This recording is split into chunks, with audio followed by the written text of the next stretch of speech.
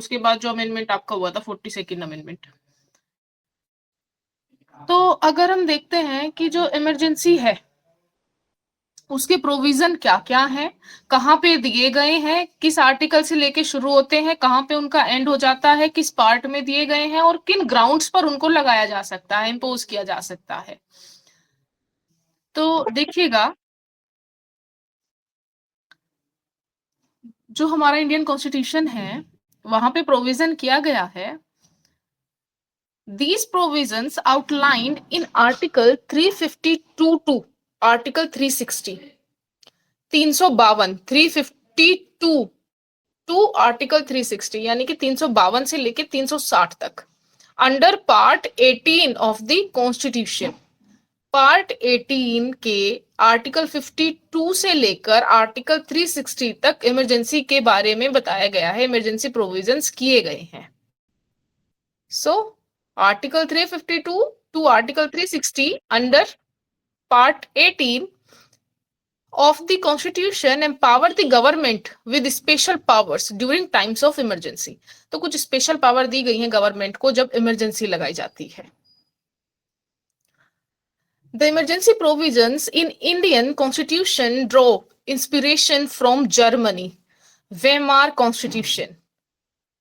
Germany के constitution से हमने अपने संविधान में इनको लिया है, वहां से इंस्पायर होके जो वहां पे प्रोविजन है। जैसे हम देखते हैं हमारे प्रियम्बल कहाँ से, ऑस्ट्रेलिया से, हमारे फंडामेंटल राइट कहाँ से, अमेरिका से, हमारी फंडामेंटल ड्यूटीज कहाँ से, आयरलैंड से, सॉरी रूस से, हमारे डीपीएसपी कहाँ से, आयरलैंड से।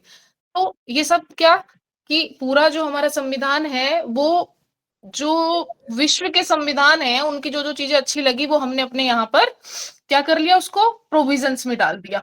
तो जो आपातकाल के प्रोविजंस हैं, जो इमरजेंसी के प्रोविजंस हैं, वो कहाँ से लिए गए हैं, जर्मनी के कॉन्स्टिट्यूशन से लिए गए हैं। और हम यहाँ देखते हैं कि there are 3 types of emergency. 3 तरीके की इमरजेंसी होती है। जो आपातकाल है वो 3 प्रकार का है। First one is national emergency under article 352। पहला कौन सा है, नेशनल इमरजेंसी, राष्ट्रीय आपातकाल। Second one is state emergency, जिसको प्रेसिडेंट रूल भी बोला जाता है, जिसको कॉन्स्टिट्यूशनल इमरजेंसी भी बोला जाता है। तो जो सेकेंड है वो कौन सी है, स्टेट इमरजेंसी, कहां पर, आर्टिकल 356। उसके बाद है फाइनेंशियल इमरजेंसी, वित्तीय आपातकाल, अंडर आर्टिकल 360। तो 352 में नेशनल इमरजेंसी, 356 में स्टेट इमरजेंसी और 360 में फाइनेंशियल इमरजेंसी। ये 3 तरीके की इमरजेंसी भारत में लगाई जा सकती हैं। अब इनके ग्राउंड क्या क्या होंगे वो हमें देखने हैं। ठीक, तो ये जो आपातकाल है कहीं ना कहीं आप देखते हैं कि हमने तो क्या देखा था, हमने तो फेडरल फॉर्म की बात की थी, हमने तो ये देखा था कि हमारे यहाँ पे फेडरल कॉन्स्टिट्यूशन को अपनाया गया है। तो ये जो इमरजेंसी है ये ऐसे प्रोविजंस हैं जो कि सेंटर को एम्पावर करते हैं कि वो इस समय में अपने आप को किसमें ले आए, यूनिटरी फॉर्म में ले आए, और जो स्टेट की पावर्स हैं वो भी अपने हाथों में ले लें और केंद्र शक्तिशाली हो जाए। तो यहाँ पर हम देखते हैं कि जो हमारा फेडरल स्ट्रक्चर है वो कन्वर्ट हो जाता है किसमें, यूनिटरी में। जो सेंट्रल गवर्नमेंट है उसके पास सारी पावर आ जाती हैं और सभी स्टेट्स पे उसका कंट्रोल हो जाता है। So it converts the federal structure into a unitary one without a formal amendment of the constitution. बिना किसी संशोधन के ये पावर उनको मिल जाती है। किसी संशोधन की जरूरत नहीं है कि भैया भाई हमें इनसे पावर लेनी है तो पहले अमेंडमेंट करना पड़ेगा, नहीं नहीं, आपातकाल में उनके पास पावर आ जाती है। तो ये एक अलग तरीके का हमारे यहाँ पे क्या यूनिक फीचर है किसका, भारतीय संविधान का, कि इमरजेंसी के दौरान वो क्या हो जाता है, वहां पे यूनिटरी हो जाता है। तो जब हम इनसे रिलेटेड आर्टिकल देखते हैं, क्योंकि आर्टिकल 52 टू आर्टिकल 360 मैंने कहा कि इसमें है, तो जो 352 है वो बताएगा प्रोक्लामेशन ऑफ इमरजेंसी, इमरजेंसी की घोषणा। ठीक है, उसमें 3 तरीके के जो ग्राउंड आएंगे वो भी बताती हूँ आपको। 353 बताता है कि जब उद्घोषणा हो जाती है इमरजेंसी की तो उसके क्या इफेक्ट होंगे, effect of proclamation of emergency, है ना, किस तरीके से उसका जो है प्रभाव रहेगा। 354 आपको बताएगा application of provisions relating to the distribution of revenues while a proclamation of emergency is in operation. जब भी जो इमरजेंसी की उद्घोषणा है, जो आपातकाल की उद्घोषणा है, वो ऑपरेशन में है, वो एग्जिस्ट करती है, तो वहां पे जो रिवेन्यू का डिस्ट्रीब्यूशन होता है उसको किस तरीके से अप्लाई किया जाएगा, वो रिवेन्यू किस तरीके से डिवाइड होगा स्टेट सेंटर, और उसका किस तरीके से जो प्रोविजंस है वो क्या रहेंगे। जब हम बात करते हैं आपका 355 की, तो 355 आपको बताएगा duty of the union to protect states against external aggression and internal disturbance. ये केंद्र का कर्तव्य है कि वो राज्यों की रक्षा करे, राज्यों को प्रोटेक्ट करे, किससे, जो एक्सटर्नल अग्रेशन है और जो इंटरनल डिस्टर्बेंस है, जो बाहरी एग्रेशन है, जो बाहर ये क्रोध है, जो बाहर ये आक्रमण है उससे, और साथ ही साथ जो आंतरिक डिस्टरबेंस होता है हमारे यहाँ पे, है ना, जैसे आपका क्या कहते हैं, बहुत बार ऐसा होता है ना हमारे यहीं पे ऐसी एक्टिविटी हो जाती है जैसे कि राजद्रोह वाली चीजें हो जाती हैं, है ना, तो वो इंटरनल डिस्टरबेंस है एक तरीके से, सरकार के खिलाफ षड्यंत्र करना, सरकार हटाने की कोशिश करना, किसके दम पे, हथियारों के दम पे, है ना। तो ये सब क्या है, ये कहते हैं कि वहां पर ये केंद्र का दायित्व है कि वो स्टेट्स की रक्षा करे, वो सभी राज्यों की रक्षा करे, ये 355 का कहना है। 356 ये कहता है provision in case of failure of constitutional machinery in states. जब स्टेट्स में कॉन्स्टिट्यूशनल मशीनरी काम नहीं करेगी, फेल हो जाएगी, तो वहां पर क्या प्रावधान किए गए हैं, क्योंकि आपको पता है कि पूरा भारत संविधान के अनुसार चलता है, अगर आप संविधान के अनुसार नहीं चलेंगे तो वहां पर क्या प्रोविजन दिए गए हैं, ये 356 में बताया गया है। 357 आपको बताएगा exercise of legislative power under proclamation issued under article 356। जो आपकी लेजिस्लेटिव पावर है उनको कहां तक एक्सरसाइज किया जा सकता है उस समय जबकि 356 का आपातकाल उद्घोषित किया जा चुका है। तो आपको भी पता है कि जो लेजिस्लेटिव होती है स्टेट की, उसको तो क्या कर दिया जाता है, डिसोल्व कर दिया जाता है, भंग कर दिया जाता है। वो सारी पावर किसके हाथ में आ जाती है, आपकी पार्लियामेंट के हाथ में आ जाती है, प्रेसिडेंट के हाथ में आ जाती है। आर्टिकल 58 आपको बताएगा suspension of provision of article 19 during emergencies.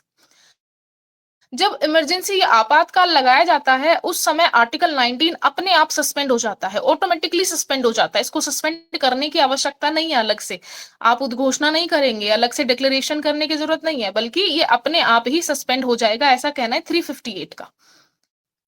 अब कहां पे होगा, क्या कंडीशन है, वो भी आगे पढ़ेंगे। 359 आपको बताता है suspension of the enforcement of the rights conferred by part 3 during emergencies.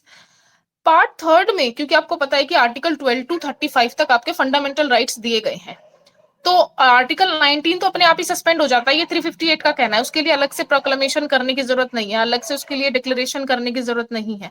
लेकिन 359 कहता है कि एक्सेप्ट आर्टिकल 19 बाकी जो राइट्स हैं उनको भी क्या कर सकते हो, आप सस्पेंड कर सकते हो। कौन सस्पेंड कर सकता है, प्रेसिडेंट सस्पेंड कर सकता है, प्रेसिडेंट सस्पेंड कर सकता है, उसको ये पावर है। 359 में वो ये कह सकता है कि भैया तुम अपने आर्टिकल 14 के लिए कोर्ट में नहीं जा सकते, आर्टिकल 15 के लिए नहीं जा सकते, आर्टिकल 29 के लिए नहीं जा सकते कोर्ट में। तो वहां पर क्या कर सकता है, वो अलग से घोषणा करके इनको सस्पेंड कर सकता है। और लास्ट आता है आपका 360 जो बताता है provision as to financial emergency. Financial emergency के क्या प्रोविजन, क्या प्रावधान किए गए हैं। और मैंने आपको शायद पहले भी बताया था जब हम कॉन्स्टिट्यूशनल लॉ फर्स्ट पढ़ रहे थे कि आर्टिकल 20 और 21 देखो कभी भी सस्पेंड नहीं होगा।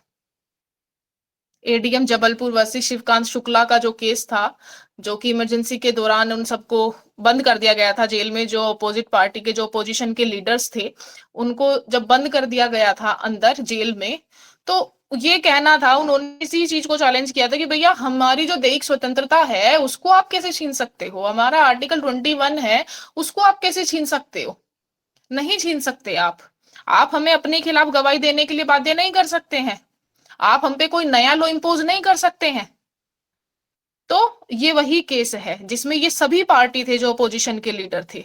और इस केस में ऐसा हुआ था कि माननीय सुप्रीम कोर्ट ने ये कहा कि हाँ बिल्कुल जो केंद्र सरकार है वो आर्टिकल 20 और 21 को भी क्या कर सकती है, सस्पेंड कर सकती है। ये कहना था इस केस के अंदर, जो 1976 का केस था। तो फिर इसके बाद क्या हुआ, इसके बाद माननीय सुप्रीम कोर्ट ने अपना डिसीजन चेंज किया 44th अमेंडमेंट 1978 के बाद, क्योंकि जो जस्टिस खन्ना जी थे, हंसराज खन्ना जी, वो इसके फेवर में कतई नहीं थे कि ऐसा कोई डिसीजन आए कि आर्टिकल 20 और 21 भी सस्पेंड कर रहे हो तो आप तो आदमी को मार दोगे जिंदा रहते हुए, तो संविधान का फायदा क्या है, आप इमरजेंसी लगाओगे और लोगों को मारोगे। तो फिर 44th अमेंडमेंट लाया गया 1978 में, और ये कहा गया, बिल्कुल अलग से कोट किया गया, भाई 20 और 21 कभी सस्पेंड नहीं होंगे, कोई नहीं कर सकता उनको सस्पेंड, चाहे कितनी बड़ी इमरजेंसी लग जाओ। तो ये क्या है, ये वो आर्टिकल्स के मैंने सिर्फ आपको बेसिक बताया है ना, जो 52 टू आपका क्या है 360 तक दिए गए हैं। अब इनको पढ़ते हैं, इनको देखते हैं कि ये क्या है। सबसे पहले बात करेंगे नेशनल इमरजेंसी की, जो कहां पे दिया गया है, आर्टिकल 352 में दिया गया है। आर्टिकल 352 क्या कहता है, article 352 of the Indian constitution deals with the proclamation of a national emergency. ठीक है, राष्ट्रीय आपातकाल के बारे में ये बताता है। This provision empowers the president to declare a state of emergency if he is satisfied that the security of the country or any part thereof is threatened by war, external aggression or armed rebellion। अगर कभी भी राष्ट्रपति सहमत हो जाते हैं कि पूरे भारत या उसके किसी पार्ट में खतरा है, किस चीज का खतरा है, आशंका है कि वॉर हो सकता है, एक्सटर्नल अग्रेशन दिखाया जा सकता है, या आर्म्ड रिबेलियन हो सकता है।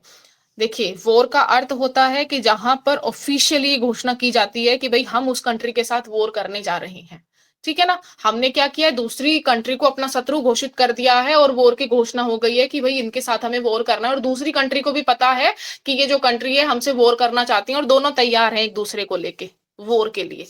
वहां पर एक दूसरे को इसकी सूचना होती है कि हाँ, हम दोनों में जो है वॉर होना है। ठीक, ये ऑफिशियली उन दोनों को पता होता है, दोनों देशों को। जो एक्सटर्नल अग्रेशन है, वो एक तरीके से आप मान सकते हैं कि जो दूसरी आर्मी है, जो दूसरा देश है, वो हम पे अपनी फोर्स यूज कर रहा है, अपनी आर्मी यूज कर रहा है, एक्सटर्नल अग्रेशन हमें दिखा रहा है, दबाव बना रहा है किसी चीज का, लेकिन हम लोग क्या है, हम कुछ भी जवाब नहीं दे रहे हैं, और हमको पता भी नहीं था कि वो ऐसा कुछ कर देगा या करने वाला है ना। उसने कोई डिक्लेरेशन नहीं की, कुछ नहीं किया, अचानक से हम लोगों पे हमला कर दिया, अग्रेशन दिखा रहा है, आक्रोश। और एक है आर्म्ड रिबेलियन। आपको पता है ना कि हमारे यहाँ की जो जनता है वो भी सर्वे सर्वा है, ठीक है। तो जनता ने क्या कर दिया है, उनके विरुद्ध खड़ी हो गई है सारी जनता, सबने क्या कर लिया है, या तो हथियार उठा लिए हैं, और हथियार उठाने का अर्थ यह है कि सरकार को गिराने की पूरी कोशिश की जा रही है, आर्म्ड रिबेलियन। ये जो वर्ड आर्म्ड रिबेलियन है, इसको थोड़ा सा सीमित किया गया है। ये कहा गया है कि भाई जब जो जनता है, जो पब्लिक है, या जो वहां का डिफेंस है, जब वो क्या करने लगे, विद्रोह करने लगे, ठीक है, और विद्रोह करने का कारण है कि सरकार को गिराना है, ठीक है, और जो शासन है उसको बिगाड़ना है, तो वहां पर क्या किया जा सकता है, नेशनल इमरजेंसी लगाई जा सकती है। और इमरजेंसी हम क्यों लगा रहे हैं, इमरजेंसी इसीलिए लगा रहे हैं कि जो भी इमरजेंसी के दौरान एक्शन लिया जाएगा, चीजें की जाएंगी, उसके लिए कोई व्यक्ति कोर्ट में ना जा सके, और हम उनपे क्या कर सकते हैं, कुछ ड्यूटी इंपोज कर सकते हैं, उस चीज को रोका जा सकता है इमरजेंसी लगा के। और ये जो आर्म्ड रिबेलियन वर्ड है, इसको रिप्लेस किया गया है 44th अमेंडमेंट एक्ट 1978 के द्वारा। 44th कॉन्स्टिट्यूशनल अमेंडमेंट एक्ट 1978 के द्वारा आर्म्ड रिबेलियन को रिप्लेस, मतलब कि रिप्लेस किया गया। किसकी जगह पर इसको रिप्लेस किया गया है, आपका पहले था इंटरनल डिस्टर्बेंस, जिसके आधार पे जो हमारी उस समय प्रधानमंत्री जी थी, इंदिरा गांधी जी, उन्होंने लगा दिया था क्या, इमरजेंसी। कब, 25 जून 1975 में इमरजेंसी लगा दी थी उन्होंने। 75 में। क्यों? क्योंकि जो इलाहाबाद हाई कोर्ट थी, उन्होंने एक इलेक्शन पिटीशन उनके पास आई थी, और जिसमें उन्होंने ये कहा कि भैया आपने करप्ट प्रैक्टिसेस की हैं चुनाव जीतने के लिए, तो इसीलिए आप किसी भी पब्लिक ऑफिस को अगले 6 साल तक एज्यूम नहीं कर सकती हैं, आपको डिस्क्वालीफाई किया जाता है। उन्होंने क्या किया, उस समय सुप्रीम कोर्ट में अपील की, जो कि वोकेशन पे थे, जो कि छुट्टी पे चल रही थी, ठीक है। तो इसी दौरान उनकी जो अपील है उसकी याचिका की सुनवाई नहीं हो सकी। अब इस याचिका की सुनवाई नहीं हुई तो उन्होंने क्या किया, जो फखरुद्दीन आली जी थे उस समय हमारे राष्ट्रपति जी, उनको कह दिया कि भाई आप एक काम करो, इमरजेंसी लगा दो। ओरली कह दिया, कोई रिटर्न में नहीं, कोई काउंसिल ऑफ मिनिस्टर्स, किसी की कोई सलाह नहीं, कुछ नहीं, सिर्फ और सिर्फ उनको कहा कि आप जो है इंटरनल डिस्टर्बेंस के आधार पे क्या करो, इमरजेंसी लगा दो पूरे भारत में। इससे क्या होगा, ये जो भी चीजें हुई है ना, ये सब दब जाएंगी। जो अपोजिशन के लोग खड़े हैं, ये सब चीजें इनको अंदर कर दो, सबको अंदर कर दो एक तरफ उठा के। तो ये क्या था, ये जो इमरजेंसी लगाई गई इंटरनल डिस्टरबेंस के आधार पे, इसकी कोई परिभाषा नहीं थी कि आप किस आधार पे लगा रहे हो, कहाँ डिस्टरबेंस हो गया, क्या इंटरनल डिस्टरबेंस हो गया, आपको डिस्क्वालीफाई कर दिया गया अगले 6 साल तक किसी भी पब्लिक ऑफिस को एज्यूम करने के लिए, तो इसलिए आपने क्या किया कि इंटरनल डिस्टरबेंस हो गया। कैसे हो गया, क्या डेफिनेशन है, तो कोई डेफिनेशन नहीं थी। तो सबसे पहले जैसे ही दूसरी सरकार बनी, उसने क्या किया, 44th अमेंडमेंट एक्ट 1978 के थ्रू ये कहा भाई इंटरनल डिस्टरबेंस कुछ नहीं होगा, क्या होगा, आर्म्ड रिबेलियन होगा। ये कुछ नहीं है, इसको हटा दिया गया इंटरनल डिस्टरबेंस को, तो इसलिए आर्म्ड रिबेलियन को वहां पे रखा गया, बाद में जोड़ा गया है ये 44th अमेंडमेंट 1978 के द्वारा। अब ये कहते हैं कि आप ये जो 3 ग्राउंड लेके आए हैं, तो ये जो नेशनल इमरजेंसी है, हमने देखा कि कौन घोषित करेगा, प्रेसिडेंट घोषित करेगा, इंडिया या उसके किसी पार्ट के लिए, क्यों, सिक्योरिटी के लिए, ठीक है। तो वहां पर कौन उसको ये सलाह देगा, क्योंकि हमने जब अपना ये आर्टिकल 74 पढ़ा था, तो हमने ये देखा था कि एक काउंसिल ऑफ मिनिस्टर्स होगी, है ना, उसको अपने एक्ट्स को इंप्लीमेंट करने के लिए एडवाइस करेगी, जो उसकी हेल्प करेगी जो। तो यहां पर ये बात आती है, ये कहते हैं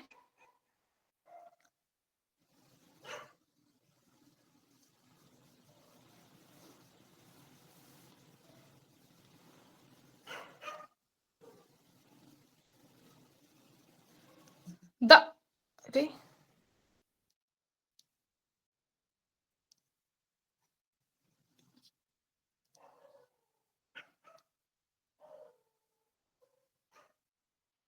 सुन पा रहे हैं ना मुझे? मैम थोड़ी देर पहले तो 1 मिनट तक नहीं सुन रहे थे, अब सुन रहे हैं। 1 मिनट तक आपने सुना ही नहीं मुझे? थोड़ी देर पहले आवाज नहीं आ रही थी आपकी, अब आ रही है। Now we are able to hear you. तो आप जब ये बताना शुरू किया था ना, एडवाइस मुझे बता दिया करो, क्योंकि मैं, हाँ अच्छा, जब आप ये कहना शुरू था एडवाइस कौन करेगा, तभी से नहीं सुन रहा। हमने आर्टिकल 74 देखा था। अरे आप लोग ना मुझे थोड़ा सा ना बता दिया करो अगर आवाज ना आए, क्योंकि मैं बोलती रहती हूँ, मुझे पता नहीं होता कि आप सुन रहे हैं या नहीं सुन रहे, तो बस मुझे थोड़ा बता दिया करो अगर ना आवाज आए। देखिए, हमने ये देखा था आर्टिकल 74। आर्टिकल 74 जब हम देख रहे थे तो हमने ये देखा था कि भाई राष्ट्रपति को, जो प्रेसिडेंट है, उसको उसके एक्ट को इम्प्लीमेंट करने के लिए एक काउंसिल ऑफ मिनिस्टर होगी जो एडवाइस करेगी और हेल्प करेगी। अब वही जो काउंसिल ऑफ मिनिस्टर्स है, यहाँ पे भी उसका रोल आएगा, क्योंकि प्रेसिडेंट खुद से कुछ नहीं करेंगे। वो क्या करेंगे, जब उनको एडवाइस करेगी कौन, काउंसिल ऑफ मिनिस्टर्स, और एडवाइस करेगी किसमें, रिटर्न में एडवाइस करेगी, तब जाके वो प्रोक्लेमेशन करेंगे। किसको प्रोक्लेम करेंगे, इमरजेंसी को प्रोक्लेम करेंगे, अदरवाइज नहीं करेंगे। अगर लिखित में उनके पास कुछ नहीं है ना, तो वो बिल्कुल भी नहीं कर सकते, कोई नहीं करवा सकता उनसे। तो लिखित में उनके पास होना चाहिए कि हाँ नेशनल इमरजेंसी लगाई जानी है, और ये 3 ग्राउंड में कौन सा ग्राउंड बन रहा है जिसके आधार पे लगा रहे हैं इमरजेंसी।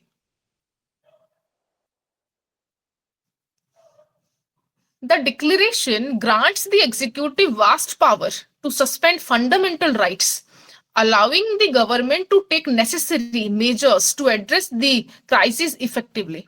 तो आपको पता है कि जो उद्घोषणा की जा रही है ये एग्जीक्यूटिव को वास्ट पावर देती है कि वो फंडामेंटल राइट को सस्पेंड कर सकते हैं, है ना, क्योंकि उनके जो अधिकार है वो लागू नहीं रहेंगे। तो जो पुलिस व्यवस्था है, जो वहां पे आपके जो ऑफिसर्स हैं, जो आईएएस वगैरह हैं, जो एग्जीक्यूटिव है पूरी, उनके पास ये पावर होती है कि वो इंसान को आने जाने से कहीं रोक सकते हैं, कहीं पे इकट्ठा होने से रोक सकते हैं, घर से बाहर निकलने पे भी रोक सकते हैं, है ना। तो उनके पास ये वास्ट पावर आ जाती है।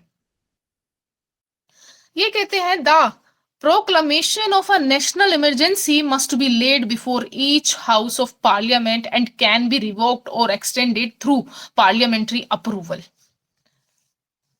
ये जो उद्घोषणा की गई है राष्ट्रीय आपातकाल की, ये दोनों हाउसेस के सामने रखी जाएगी, लोकसभा और राज्यसभा, और वहां पर इसको रिवोक भी किया जा सकता है, तोड़ा भी जा सकता है, या इसको एक्सटेंड भी किया जा सकता है, बढ़ाया भी जा सकता है, लेकिन कब? जब पार्लियामेंट्री अप्रूवल हो जाएगा।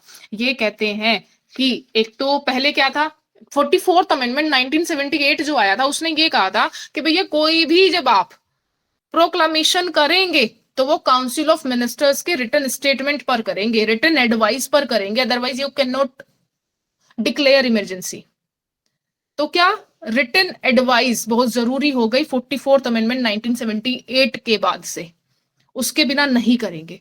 अब जब ये उद्घोषणा की जाती है तो ये दोनों हाउसेस के सामने रखी जाती है, ठीक। अब दोनों हाउसेस इस पे क्या करते हैं, अपना क्या कहते हैं, कंसर्न करते हैं, इसको कंसीडर करें या ना करें।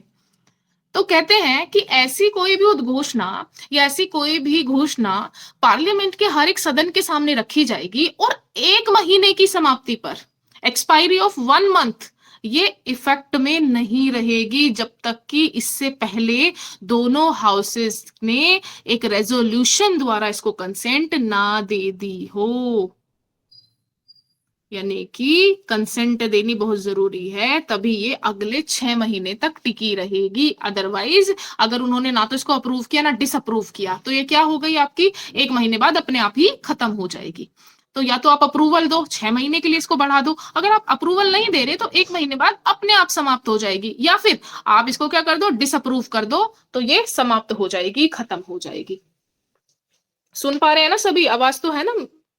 जी आ रही है, आ रही है मैडम। ठीक है। तो ये ओके ओके ओके, तो ये अपने आप ही क्या हो जाएगी, समाप्त हो जाएगी, अगर इसको ना आपने अप्रूव किया ना डिसअप्रूव किया। लेकिन आप इसको डिसअप्रूव भी कर सकते, नहीं है कि भाई आपको हाँ ही हाँ कहनी है, नहीं, आप इसको मना कर सकते हो। अगर आप इसको मना करते हो तो ये खत्म हो जाएगी, समाप्त हो जाएगी, ऐसा रेजोल्यूशन अगर पास कर दिया जाता है।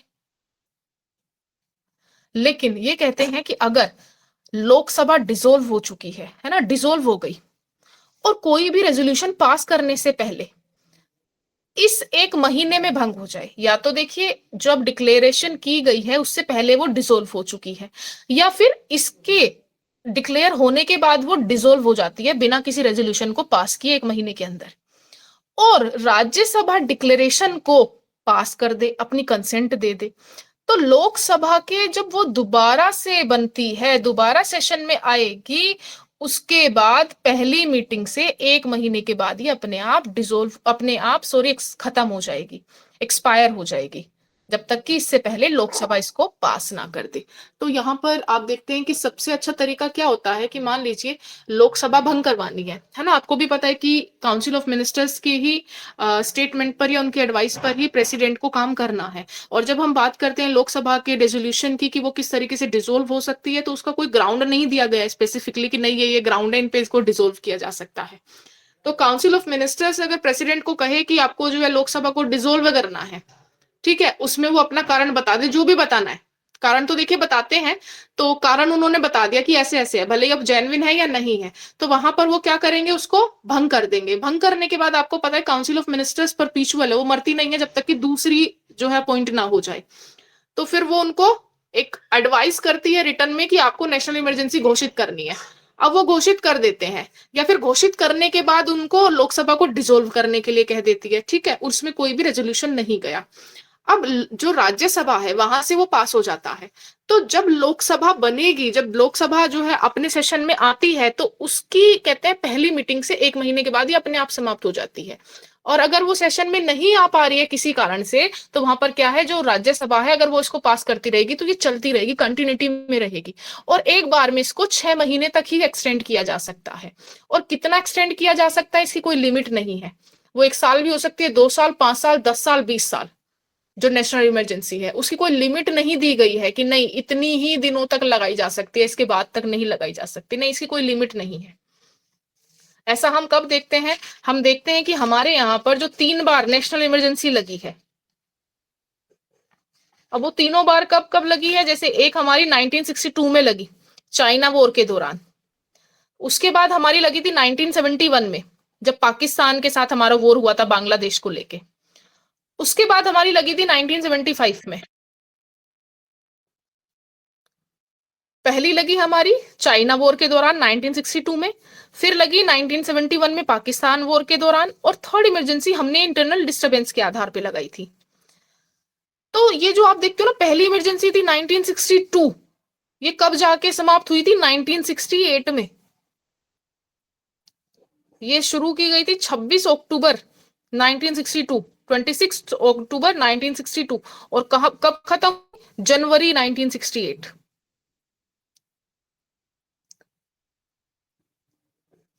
और इसी दौरान आपको पता है हमारे यहाँ पे ताशकंद एग्रीमेंट भी हुआ था, जब 1965 में पाकिस्तान के साथ जो हमारा वॉर हुआ था। और जी उस वॉर के बाद जनवरी में हम लोगों ने समझौता किया था, नॉर्मलाइजेशन हो गया था, ताशकंद समझौता हो गया था, जो लाल बहादुर शास्त्री जी वहां पे गए हुए थे। तो उस दौरान भी इमरजेंसी चल रही थी, और वो कौन सी, चाइना वाली इमरजेंसी ही चल रही थी 1965 में भी, जब पाकिस्तान के साथ वॉर था हमारा। और फिर 1971 में हुआ था बांग्लादेश को लेकर।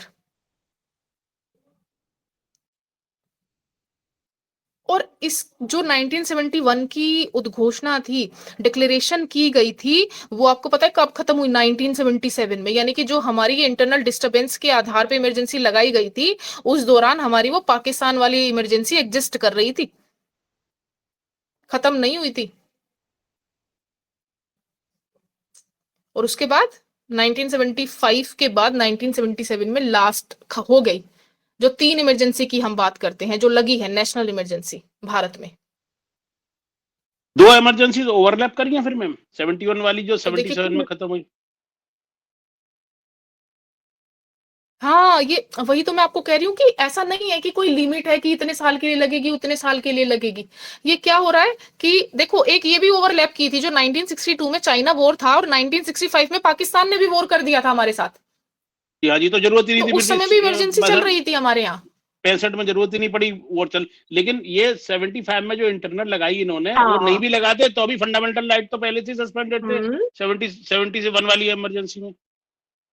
वही वो भी मैम इसी से हाँ, थी, वो तो कर ही रखे थे, 352 से थी। तो ये तो किसी सलाह सही बिल्कुल नहीं थी बिल्कुल। इंदिरा गांधी को, वरना उसी में काम चला लेती। वो तो 75 में करने की जरूरत ही नहीं पड़ती उसे, वो तो 77 वाली, 71 की 77 से वो सेम 352 के अकॉर्डिंग ही थी ना मैम। वो भी उनको उस समय देखो, हाँ, उस समय जो थी, देखिए क्या कहते हैं, इंडिया या उसके किसी पार्ट के लिए, तो वहां पे वो एक पार्ट के लिए लगी हुई थी उस समय, पाकिस्तान वगैरह उस उधर वाले जगह पार्ट पर। और वगैरह। जब इंटरनल ओके, डिस्टरबेंस की बात आई तो इनको, पैन हाँ इंडिया लगा दी। हाँ, ठीक है जी, और ठीक अब है जी, जब समझ गया। इनको ये था कि भाई, हाँ, कि भाई मुझे जो है ना, मुझे वो पावर चाहिए, मुझे जो है बहुत कुछ करना है। स्वर्ण सिंह जी की कमेटी गठित की, जो इनके विदेश हाँ मंत्री जी, थे उस समय, और जी जी जी। कॉन्स्टिट्यूशनल अमेंडमेंट ले आई, और इतने भयंकर भयंकर अमेंडमेंट कर दिए कि सारी पावर सरकार के हाथ में। और ये भी कह दिया कि ना तो आप प्राइम मिनिस्टर, सॉरी, ना तो आप प्रेसिडेंट, वाइस प्रेसिडेंट, स्पीकर, जो चेयरमैन है, इनके क्वेश्चन नहीं करोगे इलेक्शन को बिल्कुल भी, कि ये कैसे जीते।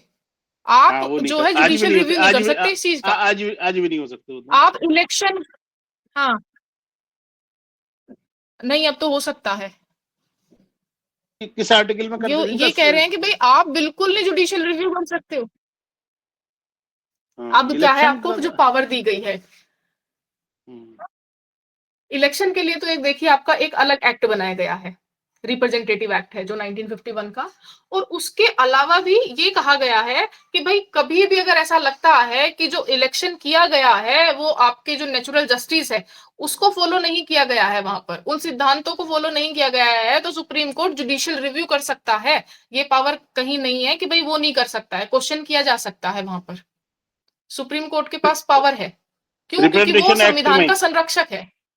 रिप्रेजेंटेशन एक्ट के अंतर्गत ही ना मैम, वो रिप्रेजेंटेटिव एक्ट आपका, उसी के अंतर्गत हाँ करेंगे। रिप्रेजेंटेटिव एक्ट जो है वो आपका बिल्कुल एकदम अलग है। हाँ हाँ हाँ, और उसमें नहीं, आर्टिकल 13 के अंडर भी कर लेगा ठीक है जी।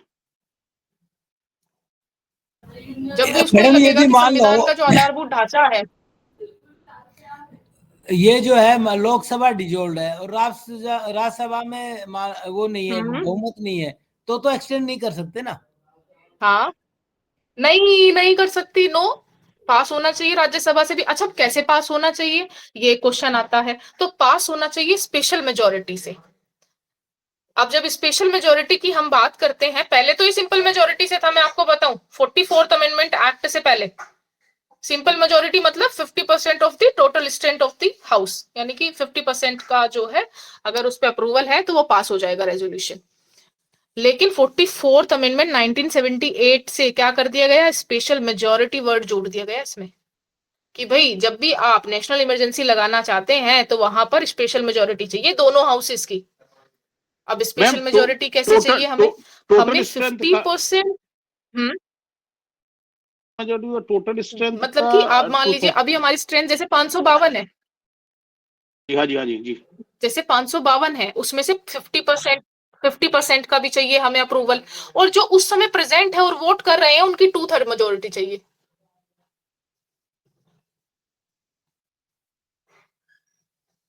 जो उस समय लोकसभा में प्रेजेंट हैं, जैसे कि कोरम पूरा होने का आपको पता है 1/10 है, कोरम का पूरा होना बहुत जरूरी है, ठीक, उसके बाद ही कार्रवाई की जा सकती है। तो जो वहां पे मेंबर प्रेजेंट और वोटिंग करने वाले हैं, 2/3 मेजोरिटी भी चाहिए और 50% भी चाहिए टोटल स्ट्रेंथ का, दोनों कंडीशन पूरी होनी चाहिए। ये कहते हैं special majority means 50% of the total strength of the house. ठीक है, तो आप देखते हो अगर मैं 550 का देखती हूँ तो 275 चाहिए ही चाहिए। ठीक है, कि वो लोग जो है उसको अप्रूव करें 50%, कि हाँ हम इसके हक में हैं कि नेशनल इमरजेंसी लगाई जानी चाहिए। और जिस समय रेजोल्यूशन पास हो रहा है उस समय क्या, 2/3 मेंबर प्रेजेंट एंड वोटिंग, तो उस समय भी 2/3 मेजोरिटी हमें चाहिए, अदरवाइज वो पास नहीं होगा। दोनों शर्तें पूरी होनी जरूरी है, 50% भी और 2/3 member present and voting, ma'am ये कौन से क्लॉज में तभी है? वो पास होगा, अदरवाइज पास नहीं होगा। टू छठे में सिक्स्थ में। अदरवाइज वो पास नहीं होगा, तो मैम दोनों का होना जरूरी है। 2/3 स्पेशल मेजोरिटी पहले सिंपल होता था। मैम 2/3 प्रेजेंट एंड वोटिंग का जो आप बता रहे हो, मान लीजिए कि जैसे राज्यसभा में 250 वो हैं, ठीक है, मेंबर सीट्स है, उसमें से टाइम पे 180 प्रेजेंट थे, ठीक है, उसमें से 40 ने वोट नहीं किया, तो 140 बच गए। तो 140 का कम से कम 2/3 होना चाहिए, और उसके बाद वो है 50% जो उसका यस, यही 125 जो है, तो इसमें जो है 140 जो वोट कर रहे हैं उनका हाँ 2/3, या जो उस टाइम जो प्रेजेंट थे उनका 2/3 होना चाहिए। देखिए, ये कहते हैं कि भैया प्रेजेंट और वोटिंग, प्रेजेंट दोनों चाहिए उसमें। जो प्रेजेंट हैं और वोट करने वाले हैं, मतलब जो जो एब्सटेन कर प्रेजेंट रहे हैं हैं और उनका जो वोट करने वाले हैं, प्रेजेंट एंड वोटिंग दोनों, एंड लिखा है और नहीं। चलो खैर उसमें कवर हो आपको जाएगा पता है ना, कि जब उनको करवाना होता है तो वो ऐसे, हाँ तो वो ठीक है, ताली बजा देते हैं अपनी डेस्क पे ही, ठीक है मैम, वो 2/3 मेजोरिटी। 50% तो ये वाला दोनों, जो है कि जो टोटल स्ट्रेंथ का उसमें कवर हो जाएगा वो। हम्म मतलब जो है टू तो थर्ड मेजोरिटी। 250 का ठीक है, तो आधा। स्पेशल मेजोर हाँ हाँ जी मैम, ठीक है। बिल्कुल। तो ये टू थर्ड बाद में जोड़ा गया है, पहले तो 50% से ही काम चल जाता था कि भाई सिंपल मेजोरिटी उसको बोलते थे। अब कहा कि नहीं, मान लीजिए 50% एग्री है, उस समय क्या पता एग्री ना हो जिस समय रेजोल्यूशन पास हो रहा हो, तो उस समय भी two third present in voting, तो ये स्पेशल मेजोरिटी कहलाती है। और जब सिर्फ 50% चाहिए होता है उसको सिंपल मेजोरिटी बोलते हैं। ठीक, और आपको ये भी बता दूं कि ये 1 महीने तक ही एक महीने तक ही इफेक्टिव रहती है, जब तक इसको अप्रूव ना कर दिया जाए। या तो आप इसको 1 महीने से पहले डिसअप्रूव कर सकते हो, और अगर अप्रूव नहीं करते हो तो 1 महीने तक एग्जिस्ट करेगी, उसके बाद खत्म हो जाएगी। अगर आप इसको दोनों हाउसेज इसको अप्रूव करते हैं तो ये कब तक चलेगी, आपका स्पेशल मेजोरिटी से 6 महीने तक चलेगी। फिर आपको सेम प्रोसीजर अपनाना होगा और आप इसको जो है दोबारा 6 महीने तक बढ़ा सकते हो, और फिर से करना होगा, फिर बढ़ा सकते हो, फिर से करना होगा, फिर बढ़ा सकते हो। इसका ये नहीं है कि ये इतने समय तक ही रहेगी। क्यों? क्योंकि जब हम देखते हैं आपका स्टेट इमरजेंसी, तो वो मैक्सिमम 3 इयर्स तक रह सकती है, और वो जो 3 ईयर है उसमें 2 ईयर बहुत ही एक्स्ट्रा ऑर्डिनरी केस में है, 2 ग्राउंड पे है। अदरवाइज वो 1 साल से ज्यादा नहीं बढ़ाई जा सकती स्टेट इमरजेंसी। 1 साल में ही आपको उस पूरे राज्य का दोबारा से सारे चुनाव करवाने पड़ेंगे, वहां की विधानमंडल बनानी पड़ेगी, विधानसभा बनानी पड़ेगी, और उसको जो है सारा प्रशासन हाथ में देना पड़ेगा। तो वहां पर 2 ग्राउंड है जिनमें कि आप 1 साल से ऊपर भी उसको बढ़ा सकते हो।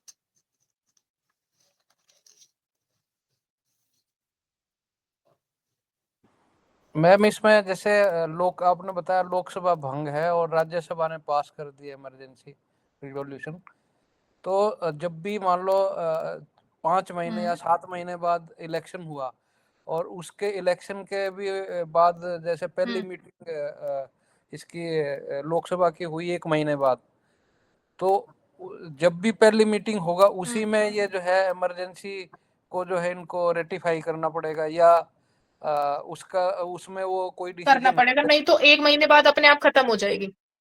मतलब उसमें भी हाँ, एक नहीं तो 1 महीने बाद खत्म हो वाला जाएगी अपने क्लॉज आप। उसमें एग्जिस्ट करेगा कि लोकसभा अगर डिसीजन नहीं लेती है तो इन दैट केस आल्सो कि 1 महीने बाद ऑटोमेटिक जो हाँ है मतलब खत्म होगा। हाँ हाँ, बिल्कुल समाप्त हो जाएगी। हाँ जी। ठीक है। अब आगे बढ़ते हैं, और हम जब बात करते हैं 353 की, तो 353 में हम ये देखते हैं कि जो आपकी यूनियन की एग्जीक्यूटिव पावर है और जो आपकी मैडम दो यूनियन की ग्राउंड कौन लेजिस्लेटिव कौन से पावर थे? है, वो कहां तक एक्सटेंड कर सकती है। मैडम अभी दो उन पे ग्राउंड कौन आऊंगी। कौन जो से फिर थे? 356 आएगा उसमें जो 2 ग्राउंड है, एक तो था, अभी मैंने वो 356 शुरू नहीं किया है, उसको मैं सोच रही थी जब शुरू करूं तभी वो ग्राउंड आपको बताऊं। कि एक तो जब मान लीजिए national emergency is in operation, अगर नेशनल इमरजेंसी ऑपरेशन में है, अगर राष्ट्रीय आपातकाल भी ऑपरेशन में है, और आपने स्टेट इमरजेंसी भी लगाई हुई है, उस स्टेट का भी जो है संतुलन बिगड़ा हुआ है, कॉन्स्टिट्यूशन के हिसाब से नहीं वो चल पा रहा है, ठीक है, गवर्नर ने रिपोर्ट दी है या आपको ऐसा लगता है, और आपने स्टेट इमरजेंसी वहां पे लगा दी है, तो अगर नेशनल इमरजेंसी ऑपरेशन में है तो आपको उसको 1 साल से ज्यादा बढ़ा सकते हो उस पीरियड को। या फिर election commission certifies that the election of the state assembly cannot be held,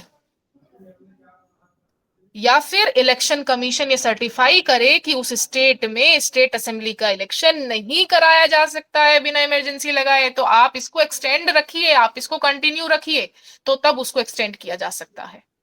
दो है, या तो नेशनल इमरजेंसी ऑपरेशन में हो, या फिर ऐसा इलेक्शन कमीशन कहे, तो उसको आगे बढ़ाया जा सकता है। इसीलिए तो वहां पर 1 साल से ज्यादा उसको बढ़ाया जा सकता है। अब आपको ये ध्यान रखना है कि सिर्फ और सिर्फ नेशनल इमरजेंसी में ही जो घोषणा है, जो डिक्लेरेशन है, वो 1 महीने तक के बाद अपने आप एक्सपायर हो जाती है अगर उसको अप्रूव नहीं किया जाता है। अब जो दो आपकी है ना, एक है स्टेट इमरजेंसी और एक फाइनेंशियल इमरजेंसी, जो स्टेट और फाइनेंशियल है उसमें वो जो घोषणा है ना वो 2 महीने तक एग्जिस्ट करती है और उसके बाद समाप्त होती है। सिर्फ और सिर्फ नेशनल इमरजेंसी में 1 महीने तक एग्जिस्ट करके उसके बाद समाप्त हो जाती है अगर उसको अप्रूवल नहीं मिलता। लेकिन वहां पर जो स्टेट इमरजेंसी और जो फाइनेंशियल इमरजेंसी है वो 2 महीने तक आपका क्या करती हैं, एग्जिस्ट करती हैं, अस्तित्व में रहती हैं, और अगर उनको अप्रूवल नहीं मिलता तो 2 महीने के बाद समाप्त हो जाती है, और उनको भी 6-6 महीने के लिए ही बढ़ाया जा सकता है। और वहां पर सिंपल मेजोरिटी की जरूरत होती है, सिर्फ 50% चाहिए वहां पर हमें। 2/3 का कुछ नहीं है प्रेजेंट इन वोटिंग, सिर्फ 50% लोग एग्री हैं वहां पर, ठीक है, वो पास हो जाएगा। ठीक, तो इनका कहना है कि यहाँ पर हम 2-2 महीने आगे लेके चलेंगे और सिर्फ 1 महीना नेशनल इमरजेंसी के लिए है, बाकी में 2-2 महीने हैं। ध्यान रखिएगा ये, क्योंकि क्वेश्चन आता है 20 मार्क्स में इमरजेंसी का। तो ये कहते हैं कि जब भी कभी नेशनल इमरजेंसी लगाई जाती है, क्या इमरजेंसी को एंड करने के 2 तरीके हैं। या तो जो पार्लियामेंट है, जो दोनों हाउसेज हैं, वो उसको डिसअप्रूव कर दें, ठीक, या फिर राष्ट्रपति के द्वारा इसको वापस लिया जा सकता है, रिवोक किया जा सकता है, अगर उसको दिखता है हालात सही है। और ये कब दिखेगा उसको, जब काउंसिल ऑफ मिनिस्टर्स एडवाइस करेगी। ठीक, तो या तो वो खुद भी इसको वापस ले सकते हैं बाद में, या फिर पार्लियामेंट इसको डिसअप्रूव कर दे, तो ये 2 तरीके से रिवोक हो सकती है।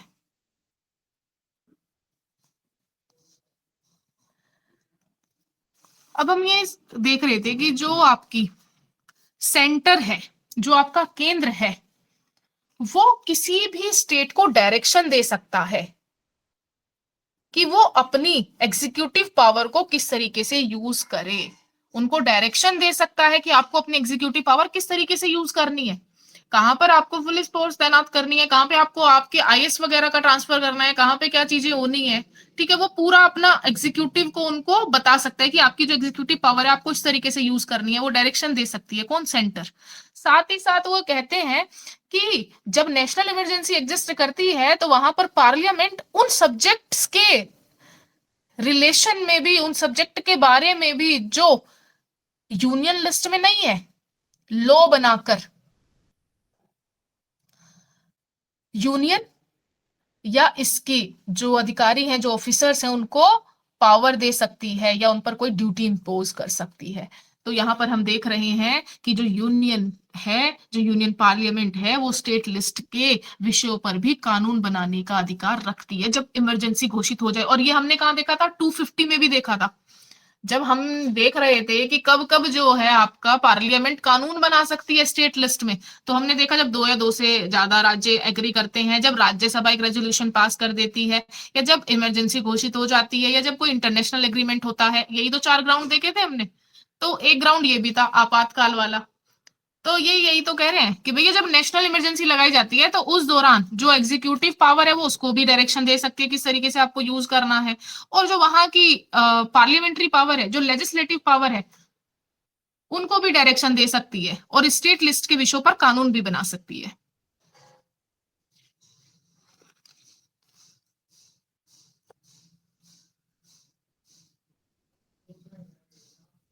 अब ये कहते हैं, क्योंकि हमारा जो सिलेबस था उसमें हमने सिर्फ और सिर्फ कौन से रिलेशन देखे थे, लेजिस्लेटिव, है ना, डिस्ट्रीब्यूशन ऑफ लेजिस्लेटिव पावर देखा था हमने, वहां पे उनके फाइनेंशियल रिलेशन नहीं देखे थे दोनों के कि किस तरीके से, क्योंकि सिलेबस का पार्ट नहीं है।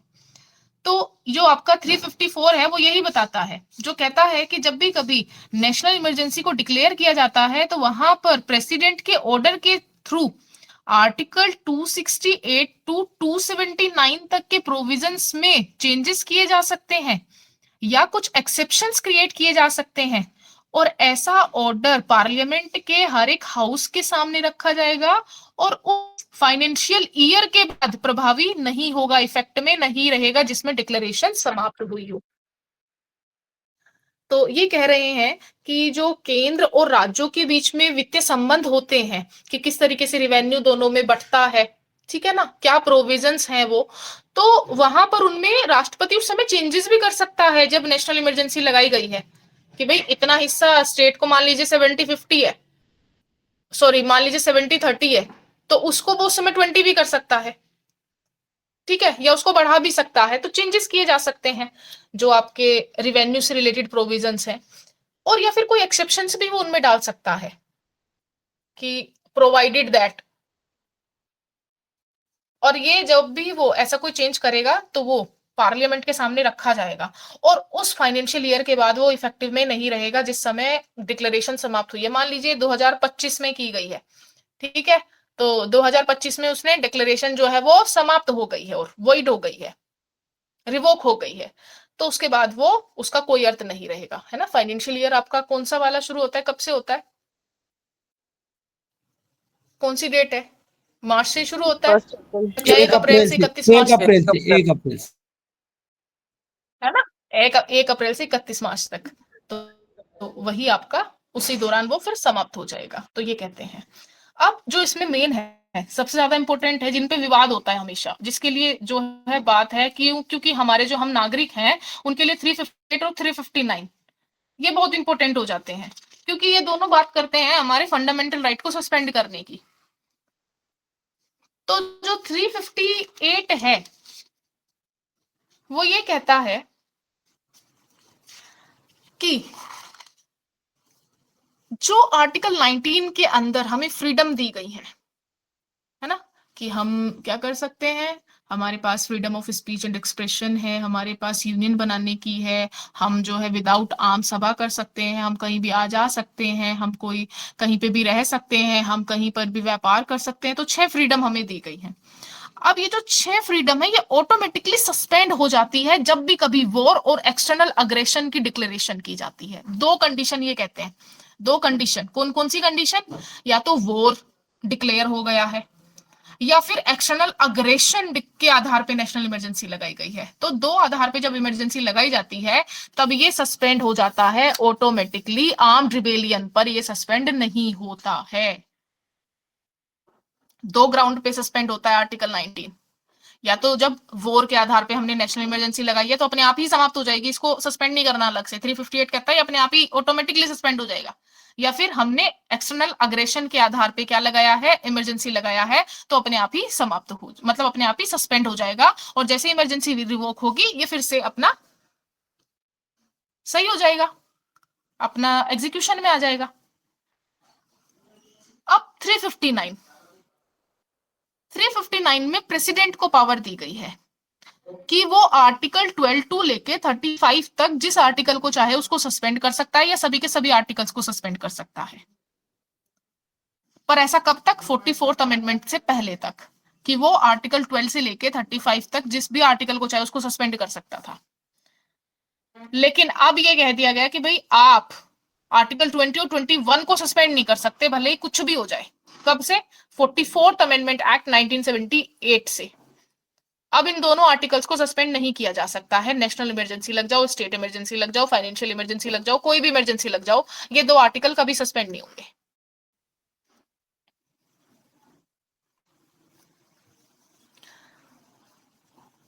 जो आपका क्या कहते हैं, इंदिरा गांधी जी थी, वो कुछ अमेंडमेंट लेके आई थी। एक तो आपका जो 38th अमेंडमेंट था, उसके दौरान उन्होंने ये कहा कि भाई 352 में जो प्रेसिडेंट क्या करते हैं, नेशनल इमरजेंसी को डिक्लेयर करते हैं, वो फाइनल होगी, वो कंक्लूसिव होगी, उसको क्वेश्चन नहीं किया जा सकता, उसका जुडिशियल रिव्यू नहीं हो सकता। इन्होंने क्या कहा कि भैया जो प्रेसिडेंट ने नेशनल इमरजेंसी घोषित कर दी है वो किस आधार पे की, किस आधार पे नहीं की, क्यों नहीं की, इसको क्वेश्चन नहीं किया जा सकता है कोर्ट में। It can not be questioned, इसका जुडिशियल रिव्यू नहीं हो सकता है। लेकिन 44th अमेंडमेंट के थ्रू 38 जो अमेंडमेंट था, इसको क्या नल एंड वॉइड घोषित कर दिया गया और ये कहा कि ये जो है कंक्लूसिव पावर नहीं है, ये फाइनल नहीं है। अगर ये ऐसा लगता है कि जो क्या है इमरजेंसी लगाई गई है उसका ग्राउंड सही नहीं है और जो लोगों के राइट हैं वो गलत तरीके से सस्पेंड किए गए हैं, तो क्वेश्चन किए जा सकते हैं। इट कैन बी क्वेश्चनड, इनका जुडिशियल रिव्यू किया जा सकता है by the supreme court, by the high court.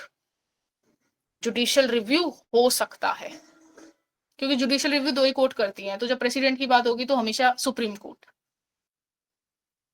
तो जुडिशियल रिव्यू हो सकता है इस बात का भी कि किस आधार पे नेशनल इमरजेंसी लगाई गई।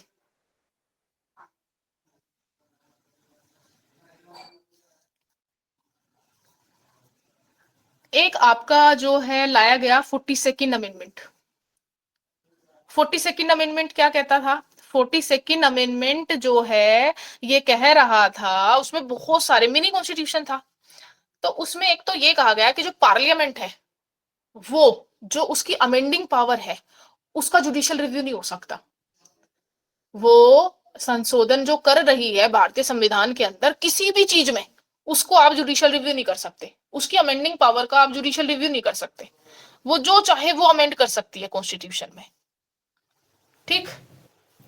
और हमने ये उसमें भी देखा था, आपने देखा हो जब मैंने आपको पढ़ाया था क्या, आर्टिकल 13 का क्लोज 4 भी हम जब देखते थे तो उसमें हम ये कह रहे थे क्लोज 4 में कि आपका जो 368 के अंदर अमेंडमेंट होते हैं वो लॉ की डेफिनेशन में नहीं आते हैं, है ना, वो लॉ की डेफिनेशन में नहीं है, और लॉ की डेफिनेशन में नहीं है तो जुडिशियल रिव्यू नहीं हो सकता, क्योंकि लॉ की डेफिनेशन भी दी गई है वहां पे कि क्या क्या लॉ के अंदर आएगा, और लॉ का ही जुडिशियल रिव्यू होता है, और किसी चीज का होता भी नहीं है।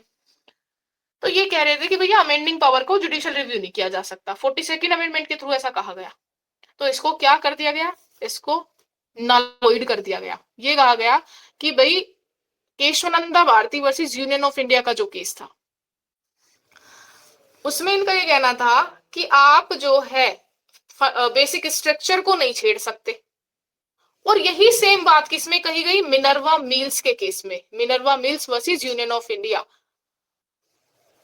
AIR 1980, जिसमें ये कहा गया कि भाई आप, हमने पहले केशवानंदा भारती के केस में जो कहा इसी को एलोबरेट कर रहे हैं और आपको बता रहे हैं कि आप बेसिक स्ट्रक्चर को नहीं छेड़ सकते,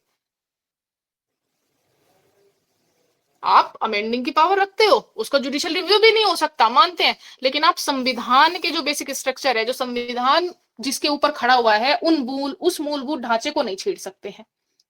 आपने 42nd अमेंडमेंट के थ्रू ही सोशलिस्ट, सेक्युलर और इंटीग्रिटी जोड़ा, किसमें, प्रीएम्बल में, आज तक एक ही बार संशोधन हुआ है, ठीक है, आपने जोड़ दिया, आप जोड़ सकते हैं बिल्कुल, लेकिन आप ये नहीं कह सकते कि हमें कोई भी क्वेश्चन नहीं कर सकता, हम आपको क्वेश्चन कर सकते हैं।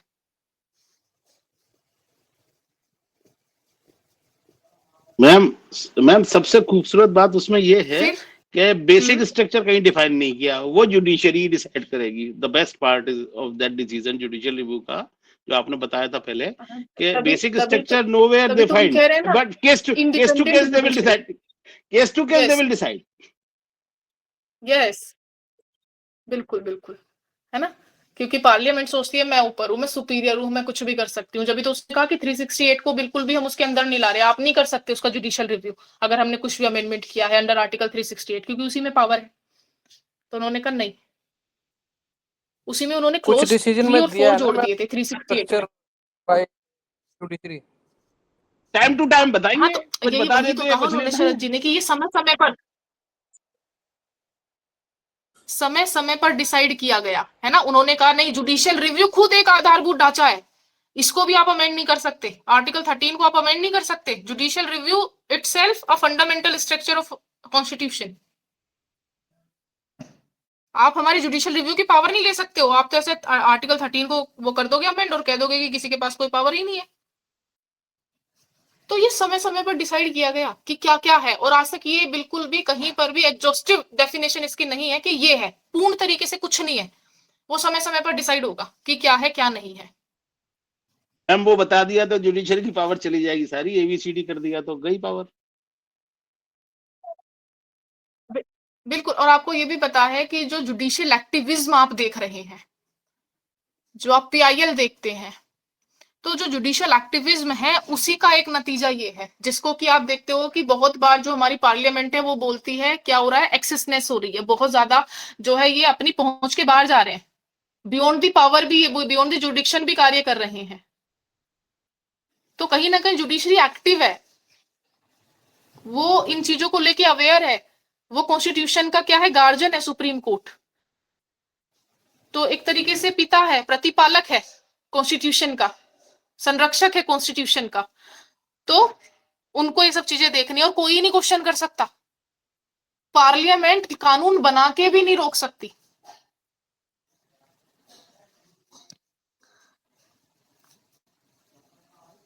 अब बात आती है आपका कि इसके बाद आपका 44th अमेंडमेंट जो हुआ था, जिसमें कि इंटरनल डिस्टर्बेंस के आधार पे आर्म्ड रिबेलियन ले आए थे, सिंपल के आधार पे स्पेशल मेजोरिटी ले आए थे, और साथ ही साथ आपका 20 और 21 को आप क्या नहीं कर सकते हो, सस्पेंड नहीं कर सकते हो। किस केस में कहा गया, ADM जबलपुर वर्सेस शिवकांत शुक्ला,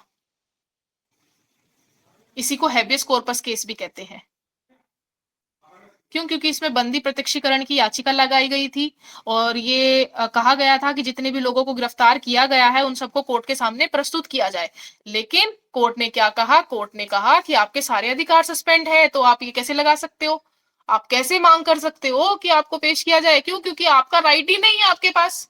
और जब आप आर्टिकल 32 के अंदर जा रहे हैं, आर्टिकल 226 के अंदर जा रहे हैं, तो आपके पास राइट एग्जिस्ट करना चाहिए ना। जब आपके राइट ही सस्पेंड हो गए हैं और जी वैलिड है वो सस्पेंशन, तो आप नहीं अपने आप को पेश करने के लिए बोल सकते।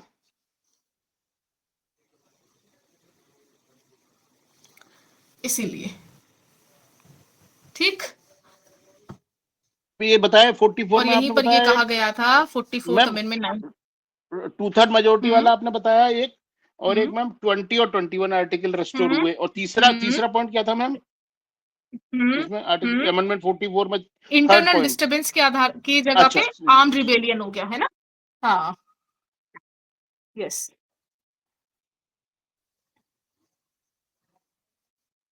और साथ ही साथ इसमें ये भी कहा गया कि जुडिशियल रिव्यू की पावर को आप नहीं छीन सकते हो, कर्टेल नहीं कर सकते हो। जो जुडिशियल रिव्यू की पावर है उसको कर्टेल नहीं किया जा सकता है, उसको अमेंडमेंट के थ्रू नहीं लिया जा सकता है।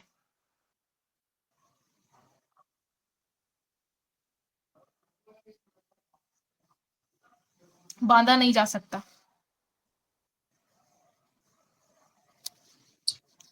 मैडम ये जो एडीएम जबलपुर वाला केस बताया ये कब ठीक, का था? आपको ये जरूर पता होना चाहिए। ये आपका था 1976।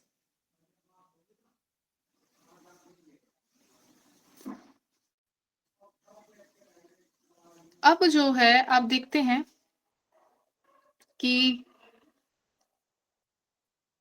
आपने देख लिया कि जो प्रेसिडेंट है सिर्फ वही प्रोक्लेम करेगा, ठीक है, एक रिटन रिक्वेस्ट पर करेगा कैबिनेट के, है ना, काउंसिल ऑफ मिनिस्टर्स के, और दोनों हाउसेज में वो रखा जाएगा। फिर दोनों उसको 50% और 2/3 मेजोरिटी से पास करेंगे, नहीं तो 30 दिन के बाद अपने आप खत्म हो जाएगा, 1 महीने के बाद, और फिर 6 महीने तक उसको बढ़ाया जा सकता है।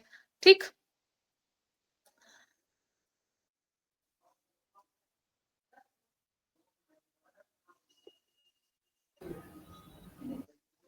देखिएगा, एक आपका जो केस मैंने बताया था आपको, कौन सा, Minerva mills versus union of India, क्योंकि इसमें केस का क्या था, ये जो मिनर्वा मिल थी ये कर्नाटका में थी और ये रेशम के कपड़े बनाया करती थी। तो उस समय जो है सरकार ने एक स्कीम चलाई थी कि जो भी आपको बेकार उद्योग दिखता है आप उसको क्या करो, उसको आप उसका राष्ट्रीयकरण कर दो, उसको आप अपने पास ले लो। क्योंकि ये केस आपका 1980 का है, और तो जो ये कर्नाटका में स्थित मिल थी उस समय इसका जो उद्योग था, जो इसका कारोबार था, वो इतना अच्छा नहीं चल रहा था। और उसके बाद सरकार ने क्या किया, सरकार ने इसको एक्वायर कर लिया कि ये जो है इतना अच्छा नहीं कर पा रही है, तो इसका राष्ट्रीयकरण कर देते हैं। और उसमें फिर क्योंकि हिस्सा हो जाएगा राष्ट्रीयकरण करने के बाद, उसको सरकारी आप बना रहे हो, अपना हिस्सा उसमें बढ़ा दिया है आपने, 50% कर लिया है। तो ये जो मिनर्वा मिल थी ये कहाँ चली गई, कोर्ट में चली गई, और ये कहा कि इन्होंने क्या किया, इन्होंने एक क्या लाए, एक एक्ट लाए, और उस एक्ट के थ्रू हमारा पूरा बिजनेस ले लिया, हमारा पूरा कारोबार इन्होंने ठप कर दिया। तो ये केस आपका सुप्रीम कोर्ट में जब गया तो सुप्रीम कोर्ट ने इसके अंदर जो आपका बेसिक स्ट्रक्चर की डेफिनेशन थी, एक तो उसको और ज्यादा वाइड किया, साथ ही साथ जो एक्ट उन्होंने बनाया था उसको क्या कर दिया, उसको वॉइड घोषित कर दिया, जो पार्लियामेंट ने एक्ट बनाया था। और ये कहा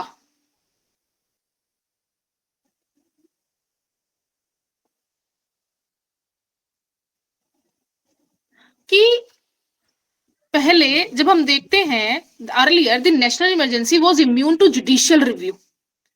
This provision was subsequently changed by 44th Amendment Act of 1978. The Supreme Court held that national emergency can be challenged in court in the Minerva Mills versus Union of India 1980. उनका ये कहना था कि भैया पहले हम नेशनल इमरजेंसी को question नहीं कर सकते थे, है ना, 38 में जो कहा गया था कि भाई क्वेश्चन नहीं किया जा सकता, वो फाइनल होगा, ठीक। लेकिन मिनर्वा मिल के केस में इस कुछ को रिपीट किया गया, क्या कहा गया कि भैया 44th अमेंडमेंट एक्ट के थ्रू आपका जो नेशनल इमरजेंसी आप लगाएंगे उसको क्वेश्चन किया जा सकता है। और साथ ही साथ जब भी आप कोई भी घोषणा कर रहे हो तो उसके पीछे क्या रीजंस हैं वो भी सुप्रीम कोर्ट जान सकता है जुडिशियल रिव्यू के द्वारा। और आप बेसिक स्ट्रक्चर को कभी भी अपनी अमेंडिंग पावर से भी उसको नहीं हटा सकते हो। तो इसीलिए आपने जो लॉ पास किया है वो सही नहीं है और आप एक व्यक्ति के अधिकारों का हनन कर रहे हो, इसीलिए उसको क्या कर दिया गया, खत्म कर दिया गया। तो मिनर्वा मिल केस एक लीडिंग केस है। आपका जो एडीएम जबलपुर केस है ये लीडिंग केस है इमरजेंसी पर। तो ये दोनों केसेस आपको पता होना चाहिए, Minerva mill versus union of India 1980 और साथ ही साथ एडीएम जबलपुर वर्सेस शिवकांत शुक्ला 1976, जिसमें ये कहा गया था कि आर्टिकल 20 और 21 भी क्या हो सकते हैं, सस्पेंड हो सकते हैं। लेकिन फिर बाद में 44th अमेंडमेंट आया जिसमें ये कहा गया कि नहीं, चाहे कितनी बड़ी इमरजेंसी लग जाओ, आर्टिकल 20 और 21 कभी भी नहीं होंगे। मैडम शिवकांत शुक्ला का एक बार दोबारा रिपीट करना, क्या बोला आपने? Hello, ADM Jabalpur versus Shivkant Shukla 1976। Hello ji thank you. है ना। चलिए अभी मैं चलती हूँ। मैम ठीक है, thank you ma'am, good night.